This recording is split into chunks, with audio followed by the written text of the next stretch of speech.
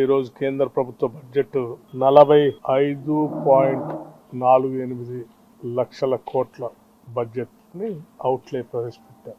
So దాదాపు ఇది ఒక నియర్ అబౌట్ 46 lakhs. సో ఇంత పెద్ద భారీ బడ్జెట్ లో చాలా పెద్ద మొత్తంలో తెలంగాణ రాష్ట్రం కోసం ఇందులో ఉంటాయని మేమంతా ఆశించాం. మూసీ రిజర్వేషన్ సంబంధించిన దానిపైన కానీ, లేకపోతే ఈ నగర చుట్టూ ఉన్నటువంటి అభివృద్ధి కార్యక్రమాల గురించి కానీ, రీజనల్ రింగ్ రోడ్డు గురించి కానీ, ఇతర ఇన్ఫ్రాస్ట్రక్చర్ సంబంధించినటువంటి అంశాలు కానీ వాటిలో పొందుపరుస్తారేమని ఆశించాం, ఇంక్లూడింగ్ మెట్రో రైలు సంబంధించి కూడా.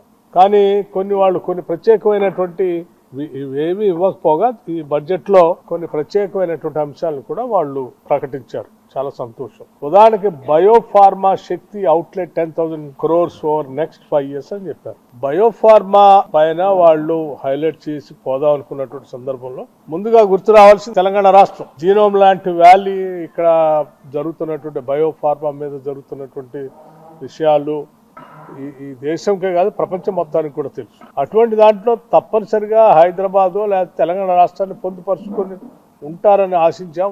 కానీ అందులో కూడా ఏం లేదు. అట్లాగే ఎలక్ట్రానిక్స్ గురించి కూడా, ఎలక్ట్రానిక్స్ కాంపోనెంట్ సంబంధించి అవుట్లే 40,000 crores మెన్షన్ చేస్తున్నామని చెప్పారు. బట్ ఎలక్ట్రానిక్స్ అంటే మనందరికీ తెలిసిందే, ఇండియాలో హైదరాబాద్ పరిసర ప్రాంతాల్లో ఉన్నటువంటి ఎలక్ట్రానిక్స్ సంబంధించినటువంటి ఎకో సిస్టమ్ ఎంత పెద్ద ఎత్తున అభివృద్ధి చెందిందో, ఇంక్లూడింగ్ ఈవెన్ ఎప్పటి నుంచో అనాదిగా ఆనాటి గత కాంగ్రెస్ ప్రభుత్వాల టైంలోనే ఈసీఐ లాంటి దాన్ని హైదరాబాద్లో పెట్టి ఎలక్ట్రానిక్స్ ని పెద్ద ఎత్తున ఈ ప్రాంతంలో ఒక ఎకో సిస్టమ్ తయారు కావడానికి పునాదులు ఇస్తుంది. ఈరోజు ఎలక్ట్రానిక్స్ అంటే హైదరాబాద్ అంటే ఎలక్ట్రానిక్స్ అనే పరిస్థితి ఉన్న దాంట్లో ఇవాళ కనీసం అది తెలంగాణ రాష్ట్రాన్ని అందులో పొందుపరుచుకో